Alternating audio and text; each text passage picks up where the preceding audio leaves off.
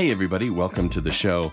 This is Brave New Work, a podcast about reinventing our organizations and the search for a more adaptive and human way of working. I'm Aaron Dignan, and I'm joined by, you guessed it, Rodney Evans. Hello, friends. In the studio. Indeed. Today's episode is going to be another Ask Us Anything, a second AUA for us. And we have selected 3 wonderful questions to explore. But before we do that, let's explore El Check-In Round. El Check-In-O. That's not how you say that in Spanish. I actually speak Spanish. I know better than that. All right, y'all. We're going to do it like we always do. And because the world is a terribly frightening and disappointing place, we're going to do a real silly check-in round question today because I could use the mood boosting. Frankly, I've been on Twitter. So today's check-in question is, if you were a beverage of any kind, what would you be? What beverage is the essential, Aaron? I think I'm an Arnold Palmer. Really? Yeah. Bear with me. No, how dare you? How dare you? I'm sorry. No crosstalk during check-in. Go. My God. It's, first of all, you're blending 2 things that are good by themselves and trying to like have a little something different in the center. And I try to do that. I try to be like a little bit more accessible and human in a world of consulting that's like super dry and serious, right? I'm trying to like bring things together, bring worlds together. And it's a little sweet and it's a little sour. And I really like them. And it feels aspirationally like, I don't know if I would say sophisticated, but it's like, you know, you want to have one out on the porch. I literally don't know if I've ever had one. Wow. Well, for all that hate you threw, that's... You just want to disagree. I was here for the conflict. What drink are you that's so great? I believe myself to be summarized by a drink that I love very much and drink very often. Many of you listening have shared this drink with me, which is a Maker's Mark on the rocks. And here's why, folks, because I like what I like, and sometimes it's fancy and sometimes it's not, but I'm very clear on what it is. And once I've decided that I like it, it's what I like. And I feel like bourbon, for some, is a bit of an acquired taste. Like I'm a bit of an acquired taste. And then once that's your thing, you're kind of like, why is there anything else besides that thing? So, keep it simple. Simple. Also, very straightforward. I feel like I'm a straightforward human. You don't have to guess about Maker's Mark. It knows exactly what it wants to be. Straight shooter. We've talked about your superpower there on the show before. Yes, indeed. So, yeah, I'm on board. All right. We can mix those together and it would be such a delicious cocktail. Actually, that's true. Interesting. Yeah. We did not expect that. No. Magic. All right. So today we are taking questions, more serious questions from the audience. So let's jump right in. First up, we have a question from Mike. I've been working with my team on a bunch of different exercises, including the check-in rounds. And I'm wondering, at what point do I have to stop making it so fun? I know that sounds weird, but like my question is basically, is it okay if the check-in round question is always something that builds team rather than necessarily something that builds the work? And what are your thoughts on, you know, I'm not suggesting we have a foosball table, nor can we due to pandemic reasons, but how do we balance the fun in those activities? Hi, Mike. Thank you for calling and giving us a question that I love very much. My short answer is never stop having fun check-in rounds because everything else that we do is about work. And so you can just keep doing check-in rounds. In seriousness, I do think that the main purpose of the check-in round is about connection. And so I feel like trying to pivot it to work when probably and hopefully the rest of the meeting design is oriented more around the content. I think it's better to keep it its own thing that's more about creating the context and the vibe. That being said, if there was something that was connection oriented that was a bit more profound than what kind of drink are you? I think that's okay too. Like I will sometimes use a check-in round on a particularly heavy day because of what's happening in the world to be like, how are you feeling really? Still about teaming, less about fun, more about empathy building. But I always keep check-in in the realm of the emotional teaming, dynamic building context. Yeah, I would say total +1. The only things I would add would be if you are really sensing into what the team needs as a facilitator, you can kind of go where the action is. So maybe the team is needing to be silly. You can respond to that. Maybe the team does need to like get a little bit more earnest or a little bit more heartfelt or a little bit more connected or be a little bit more strategic or thinking about the future. Like, I think it's okay to play with the whole palette of colors, but I wouldn't just pick a lane and be like, now it's time to be more serious, or now it's time to be, fun forever. I would really try to tune in to what's needed and even possibly ask or consult the group by week or by day, like, where are we at? How are we feeling? What kind of question is called for to bring us together and center us? And then the last thing I would say is I'm a big believer in like party in the front, business in the back, as far as Totally. check-in and checkouts go. So like, I love a checkout round to be really about the work, about the week of work, about what happened in the meeting. Like, that's a great time to turn the round into something very practical.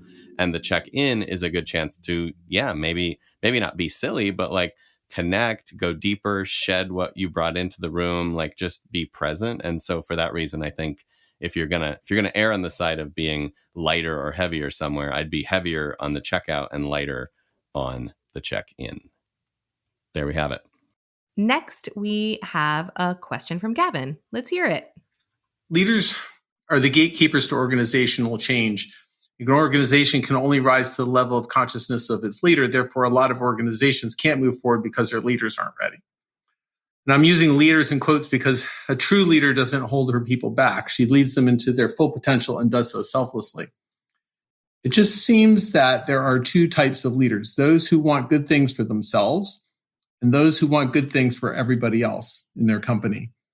From an evolutionary perspective, I kind of get it that some of our ancestors succeeded by taking and some succeeded by giving and caring and being collaborative and creating a collaborative tribe that succeeded in working together. And both of these types of ancestors pass their genes on to us. I think the vast majority of us are the collaborative, compassionate, generous descendants from the groups that work cooperatively together. My question is, why is it then that the group that takes and is mostly interested in themselves is so overrepresented in company leadership? Is it because those of us who, should be taking leadership, who care about others, aren't stepping up? Or is it because the others are just after it incessantly? I don't know. But that's my question. Thanks. Bye. Thanks for that one, Gavin. That's deep. That goes all the way back to the dawn of time. I think my first reaction to this is that I believe that we make a false choice when we try to pretend that some of us are altruistic and some of us are selfish. I think we're both, right? We all have to be, we have to be able to play both, to be in society, to be in community. We have to have some altruism. And I think that's true kind of at a DNA level for humans. And also there's nothing wrong with being selfish in terms of like, what do I want? What do I need? What do I want my life to look like? And how do I want to shape interactions with my colleagues around some of those desires and needs? So I think there's a way to have both and to be aware of both and honor both without kind of dividing into camps. All that being said, I do believe that we're very mimetic and sort of thematic about how we think about roles and leadership in culture today. And I think we look often to the media and to who's held up and to who features as a quote unquote leader in stories. And that shapes what people think is possible. It shapes our frame for who fits in this box. And so, if you spend your life growing up with movies like The Devil Wears Prada, you're going to have this idea that like, a boss is supposed to be a fairly selfish driven taskmaster who places, output above all else.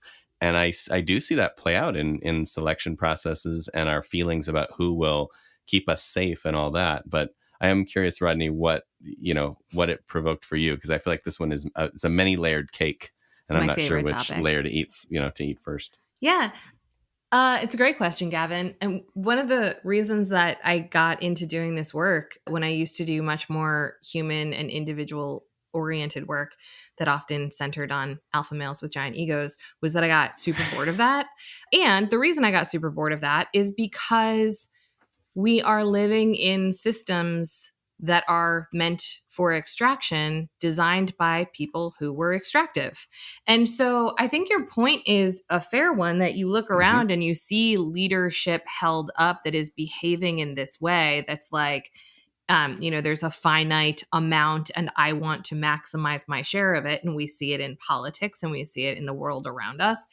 And part of the reason that I'm so engaged and oriented toward systems work and systems design is because I think by making different choices in our systems, we start to move people away from behaving that way. I actually don't really strongly believe that people are hardwired in any particular way. I think we're so shaped by the environment around us, starting in childhood and moving on from there. But like, just think about how much our institutions, from school to jobs to, everything around us, shape how we behave. And so anywhere that you're seeing the people who are like, I'm out for me and I'm going to maximize mine and I'm going to do what is great at the cost of, others, look at what system they're in and look at what system they grew up in, and then think about whether they are shaped by that and then in turn are reinforcing that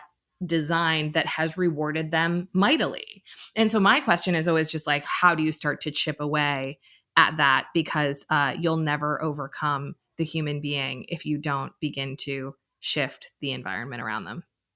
Couldn't agree more. And it is weird that like whatever that resonant frequency of an environment is affects the way you show up, right? So like Totally. When you're in New York, the resonant frequency is get more power, get more money, right? And when you're in LA, the resonant frequency is get famous. And when you're in, somewhere else, it's like eat amazing food or be healthy or whatever. There's always an undertone. And I do think that, our message has been that kind of Gordon Gekko, greed is good, go get it kind of thing. What's funny, though, and where I see a shift in culture is when your definition of winning is just having more. Once you get it, it's not enough. And so there's a hollowness to that victory. And most of the people that we know that are most kind of driven, greedy, selfish, that sort of old prototype of leader, they don't strike me as particularly happy people. Like they're not psyched to be alive. It's the dirty little secret. Yeah. And it's less and less of a secret every day. And so I think what's cool is I would say 5-10 years ago when I got on the phone with a CEO to talk about this stuff, I was nervous because I knew I was going to have to make a case for humanity and for values that were more about how soulful work is and how meaningful it is. I knew I was going to have to fight that fight.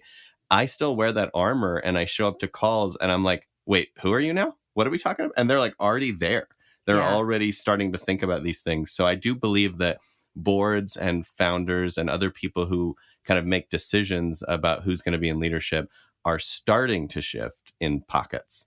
And that has been a really exciting thing. That has been a really exciting thing that I hope to see more of, even in the midst of this, fairly dark moment that we're in around power and, community.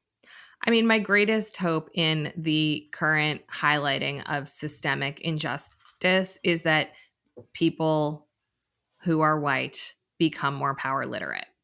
Right. Like it's all that we can, it's all that we can hope for, because if there is some understanding at some point that we all started on third base, then things begin to shift. Yeah. We're starting on third base and we're often running in a race or we're trying to make it to a home plate that is not well-rounded, that is not fulfilling. 100%. So it's like, Start on third base in a really stupid sport. Yeah, in a game where like home base is a pie in the face. Yeah. No thanks.